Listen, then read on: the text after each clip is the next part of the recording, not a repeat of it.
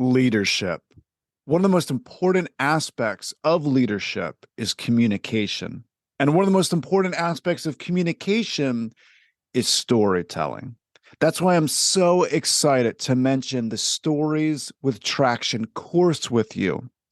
In this course, you will learn how to be a great storyteller. I share concepts with you on how you can boost sales, enhance your internal communication and marketing, and create a vibrant company culture. If you're looking to build a story bank for your organization and utilize a framework to persuade more effectively, go check out the course in the show notes, the Stories with Traction course. Now, on to the podcast.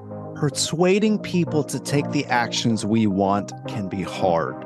Our teams and clients are bombarded with thousands of messages every single day. But there is a way for you to get above the noise. Stories. This is the Stories with Traction podcast, and I'm your host, Matt Zaun. Join my guests and me as we unpack the power of storytelling.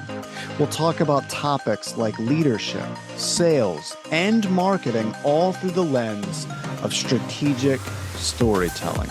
Enjoy this episode. Back in June, I had a conversation with Kirsten Urich. It was episode 74, titled The Importance of Learning Tours. For anyone that did not listen to this episode, I will include it in the show notes. It's a great episode regarding company culture through listening. Toward the end of that episode, I had asked Kirsten, is there anyone that you can point to that exemplifies what you said? And she mentioned a gentleman by the name of Justin Leader. I'm excited for today's episode because today I'm joined by Justin Leader, who is the president and founding partner of BenefitsDNA. Welcome to the show, Justin. Hey, thank you very much. I'm honored to be here and thankful that Kirsten brought me up. So she had a lot of good things to say about you. One of the things she mentioned is you as a leader, different things that you've done, and the founding of your company. So I want to get into the start of your company, what prompted you going into that world. So can you share the origin story of BenefitsDNA with us? Yeah, I'd love to. And all the nice things she said, that tells me that my check cleared. So thank you, Kirsten, out there. I've always been a little scrappy. I think I'm a survivor by nature. And for me, I don't know if it's the punk rock in me, but I've just always had that question in my mind, is what I'm being told accurate, as well as challenging the status quo? So I never really understood where that would fit in from a career perspective. And being the first person in my family to actually go and get a college education, I had no idea where I fit in this whole journey that we're all on. I worked for a major pharmaceutical company. I worked for a major bank. And then I met a gentleman who was a high net worth guy who I knew a little bit about. He knew a little bit about my background. And he said to me, he goes, "Kid," he goes, "I know a little bit about you, your story. I'm not going to give you my money." At the time, I was working for a wealth management firm, but I want to teach you my business because I think you'd be really good at it. So I got introduced to the employee benefits industry and the insurance industry. And having a little bit of a science background, I really fell in love with the healthcare, health insurance conundrum that we all face in the United States. And specifically, the uniquely American fact that we spend more than any other developed nation on healthcare. We're ranked in the mid-30s for quality outcomes. And out of the $4.3 trillion in spend, 1.3 comes from employers and their employees and the funding of healthcare in our country. So for me, I was encouraged by this mentor, who I will love to this day, to go out on my own eventually. And I founded BenefitsDNA with the understanding that every employer we touch has their own unique DNA, their own specific financial needs, their own cultural issues, what have you. So I set forth in 2014 to move forward in building not only a unique value proposition, but also a culture that I could get behind. And I can get into that a little bit more, but really the genesis was just around challenging what I saw as everything that was wrong with how healthcare was being delivered and the confusion between two things, healthcare and health insurance, and how we throw those two together, ball it up, and deliver it to the marketplace. So there's a lot to unpack with what you said. I do want to zone in on the mentorship piece, because one of the things that I've been fascinated with when it comes to the business world is how many high achievers really do have humility. It kind of blew me away, because my background's the political arena. I've worked with a lot of politicians, and unfortunately, a lot of them have massive egos. So when I went into the business world, I was stunned that you have some extremely successful business individuals that are very humble. So I want to talk about that, about your willingness to listen to mentorship to get to where you are. So can you speak to the importance of mentorship before we dive into more of the specifics regarding healthcare? I would love to. So I owe a lot to the folks that have helped me along the way. If I rewind back to when I was born, my mother was 18 years old. She doesn't know who my father is. And right around the age of 2, it became too much for her.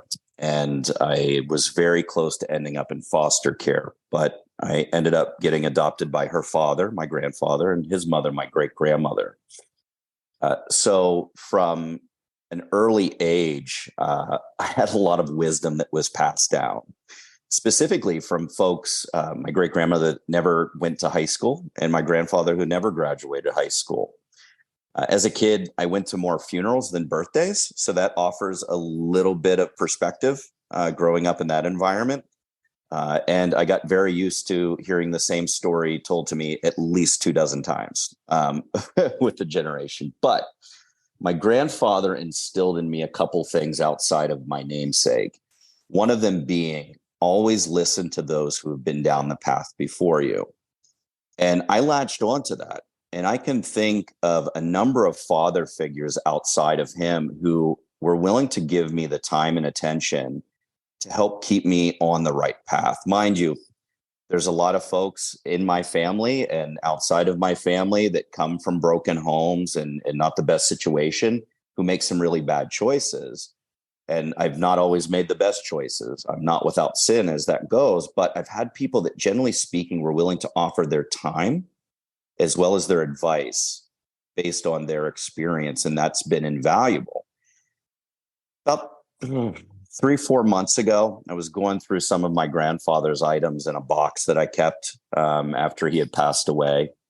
I took care of his mother with him between the age of 11 and 14. And then I took care of my grandfather as my career was getting started the last 3 years of his life. But I kept a box of namesakes, and I found something recently. It was a pin that he wore on his hat that said, "Leaders never quit." And I thought about that. I thought about my upbringing, the fact that we didn't have a whole lot of money. I was on Medicaid. We were on welfare. My grandfather lost our family home my senior year of high school, and we moved into a trailer that we rented. Wow. But he wore this pin on his hat. And maybe he was stubborn, maybe he was bullheaded, but I loved finding this pin so much that I went out and got a couple hundred of them made. And on my hardest days over the past few months, I have been writing handwritten notes with a little story regarding that pin and sending them out to people that have been a mentor that I admire, that inspire me. I have a lot of people to thank. I broke a cycle that is not easy to break. I have a beautiful family. I have 2 young sons where I get to be actively engaged as a father for them. And I would not be here without those mentors. But it goes beyond that, because in that note, I talk about helping the people who are now behind me. And it's not only important to focus on having mentors in many aspects of your life that may be older than you, but also mentoring or getting mentorship, I should say, from those that are younger. So I even look at the youngest guy on my team. I learn so much from him every day. he can help me be a better leader. So I think having a mentor or mentors is vital to your success if you have the self-awareness to understand what they're trying to do. But at the end of the day, too, you still have to make your own decisions and fail your way to success, if you will. Wow. So that is a powerful story. So thank you so much for sharing that. I very much appreciate it. So this is something that I refer to as a signature story, right? It's part of what makes us us. And it's amazing how powerful a story like that can be, you continuing to tell yourself that story to inspire you to help other people. So I want to talk about the importance of empathy because it really brings up the aspect of empathy to me. So my grandmother had the most amount of empathy I've ever seen in another human being. Okay. So my grandmother lived through the Great Depression, and I was bewildered with her ability to connect with anyone. It didn't matter if the person was a janitor or a CEO of a massive organization. My grandmother had this ability to connect because she had gone through so much financial hardship during the Great Depression that it enabled her to connect with others' pain. So as I'm listening to your story, I'm hearing, you went through an aspect of pain. You mentioned in the beginning, you said you're a survivor by nature. So how did that influence you to understand that what you're doing with Benefits DNA is helping others that might have challenging situations, or maybe they are also in pain?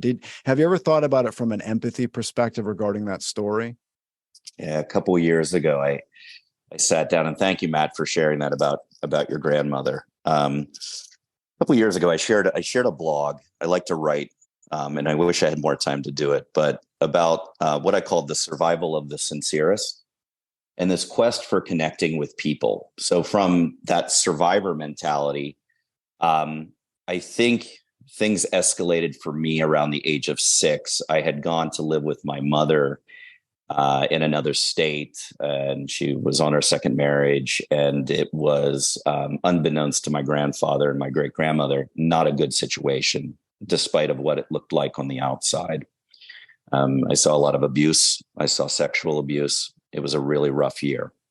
But thank God for my grandfather and my aunt who came to visit me, and they could tell something was wrong. And my grandfather said at the time, he still had custody of me, "Justin, do you want to come back and live with me?" And at 6 years old, I said yes. And I did. For me, is almost a way of protecting myself and self-preservation. I need to understand somebody's intent. And the only common denominator in certain situations is time to understand somebody's intent. But I found that if I can connect with the good in people and what motivates them, what inspires them, what drives them, I can understand how I can help them, but in turn, with that connection, a lot of people have helped me. It's therapeutic. It also creates a bond, and I will forever be a relationship guy. You can ask my wife. I like long-term relationships.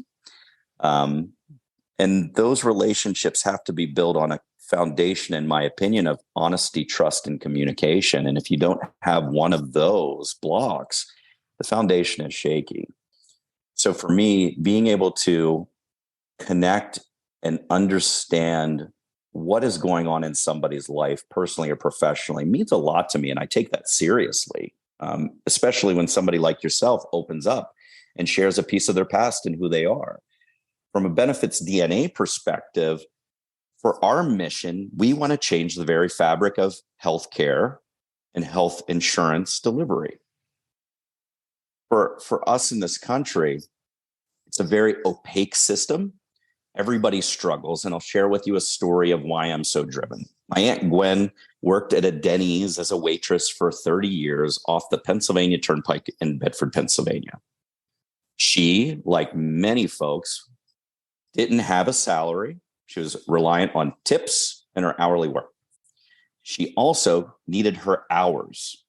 So when her employer got advice that they needed to institute a high deductible health plan to drive consumerism, but also save money, it was detrimental to her and many other what I call the ALICE demographic, asset limited income constrained yet employed populations that exist in this country, who have a job, but they can barely make ends meet, whether it be daycare, their mortgage, rent, groceries, bills, what have you.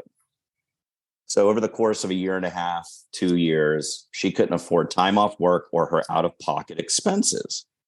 Having a high deductible health plan, in many cases, it's like giving somebody the keys to the helicopter, but people don't know how to fly it, right? They don't know how to navigate the system. So I get a call from her, and she says, this is after she collapsed at work and got taken to the hospital. She says, Judd, which was my nickname, I just got diagnosed with stage 4 cervical cancer. How can I afford this? Not how can I beat this, but how can I afford this? So as the resident healthcare guy for the family, took a step back and I'm like, we have such a greater purpose here. She had no idea that at every not-for-profit hospital in the United States, because of her demographic, regardless of insured status, she's eligible for no-cost care. She could have been going to the doctor and avoiding out-of-pocket expenses, but her plan and her perception limited her from doing that. And there's personal responsibility, I get that. But she died a few years later. And I think about her all the time and what we're doing when we're talking to employers or we're challenging the system or we're working on getting certain laws passed, like the hospital transparency law that passed a few years back that I had some involvement in. And the struggle that continues where only 38% of hospitals in this country are compliant with posting their prices from a transparency perspective. Why? Because the fines are relatively low.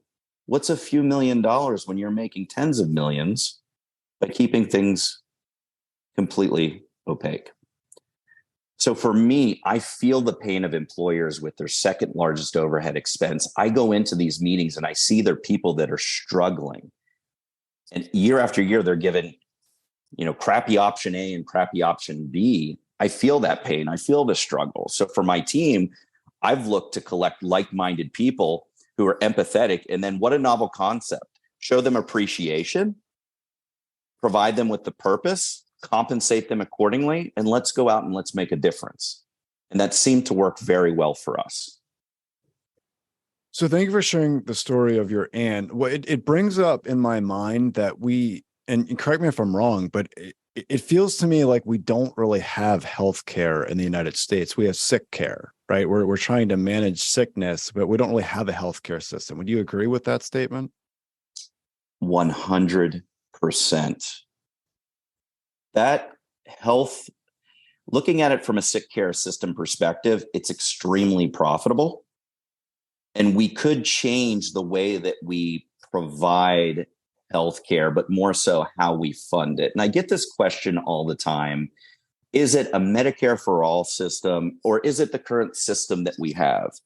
And my answer is, regardless of which direction we go in, unless we have transparency and understand what the heck we're paying for and what value we're receiving in return, either system fails, either death by taxes, or we continue to flush trillions of dollars down the drain every single year with fraud, waste, and abuse.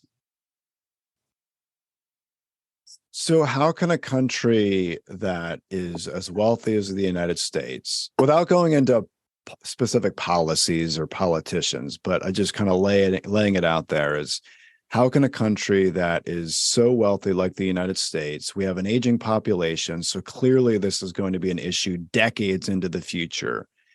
How could we allow the quote unquote, I'm using air quotes, healthcare system to be so inflated when it comes to budgetary expenses? So give me some help here as far as where we are. How did we get to this point? Maybe some things that we could do going forward. What are your thoughts on that?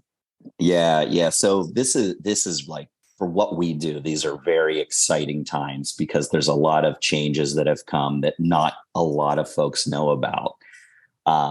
From a legal perspective. And I'll touch on that because I think it's really important for folks to know what's going on. I think part of the issue is we've constructed, let me take a step back. Here's my disclaimer. I am not anti any aspect of the health insurance or healthcare industrial complex in the United States. I think what we've done is built a really, really good system at extracting dollars without providing much value back.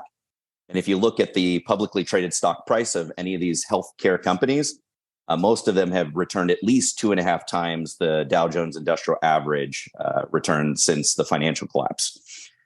So they're making a lot of money, but you and I and everybody else, I think, is still as lost and struggling to understand where the value is coming from.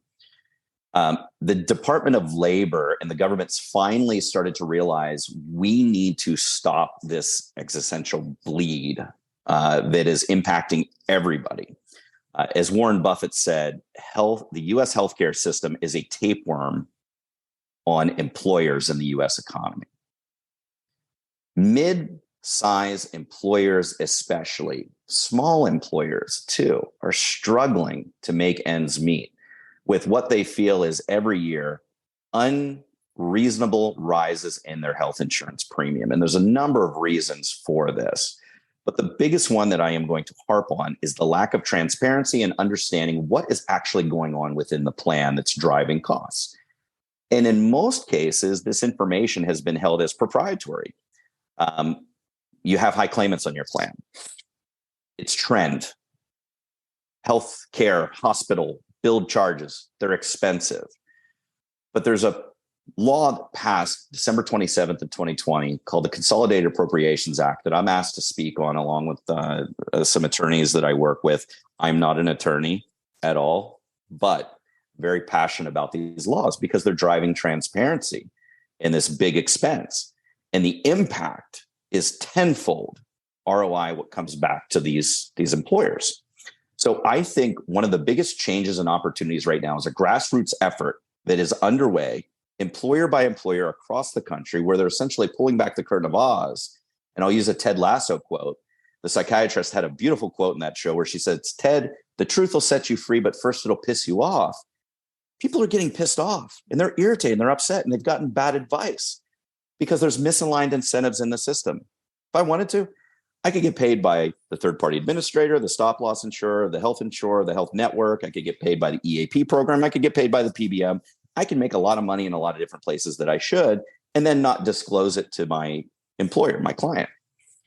That trickles down then to the premiums that are paid by the employees and the the Band-Aids for bullet holes that are applied in cost shifting of health insurance to the employee.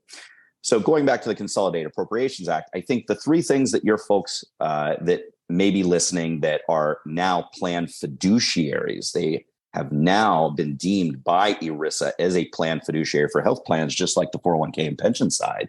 They need to be aware that there's certain prescription drug reporting that's required for the Centers of Medicare and Medicaid Services and the Department of Labor.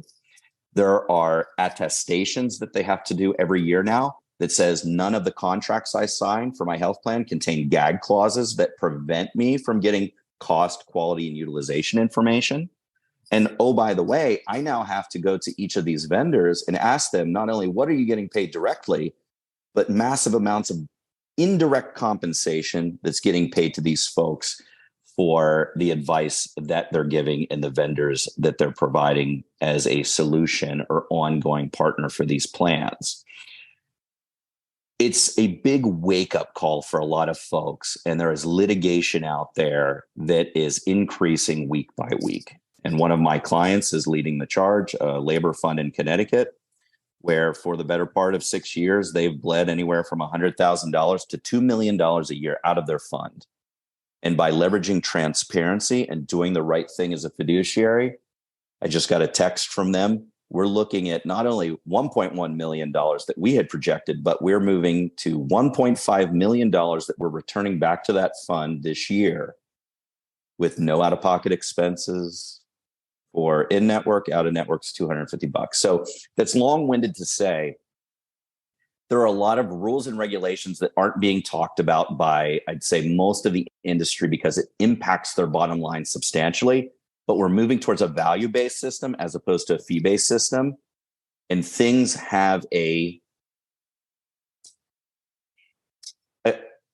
there's hope. I'd like to think that there's hope for us to correct the Titanic before it's too late and we've completely sunk. But unfortunately for folks like my aunt and many others who are in collections, who are afraid to go to the doctor because they can't take time off work. This is still a nightmare that they're living, but we're trying to fix. So using the analogy of a ship sinking, based on your experience, what would that time frame be? By the end of this decade, by the end of the 30s, by what time frame? If nothing changes and everything stays as is, when does that ship sink? Ballpark, just estimate. What would you say? You've seen The Big Short, right? I have. Fortunately or unfortunately, I have. I have a little bit of a target on my back because I'm not going to stop championing these rules and helping people leverage what I feel are consumer leverage the only tools or the only defense they have to what I think are some of the biggest consumer protections violations that have ever occurred in our country. I can safely say that if things do not improve substantially and we don't right the ship by 2030, we are going to be in dire straits. The good news is we have a couple of things. I mentioned the litigation that we have. Heinz Kraft is litigating Aetna. There are now plaintiffs' attorneys coming out seeking, volunteers to go against their employer, which is scary to understand what's going on in their health plan from an excess fee perspective. So I hate to say it, where laws fail regarding enforcement, and there is enforcement coming, litigation may prevail. If the litigation prevails and some things are solidified with in the form of penalties with what we have going on out there, we'll probably expedite these fixes. My fear is things will get drug out. The DOL will not enforce things to the level that they need to. And we hit some serious roadblocks in 2030. On the flip side, I mentioned all of these publicly traded companies that have massive profits, even not-for-profit entities that don't deliver enough care back to the community, if you think of not-for-profit hospitals, to justify their not paying city, state, local, federal, or property tax. There's an article that just came out that said there was a $24 billion gap between what hospitals were writing off and the care that they could be delivering back to the community. That's problematic, right? It's a lot of lives that could be helped with $24 billion.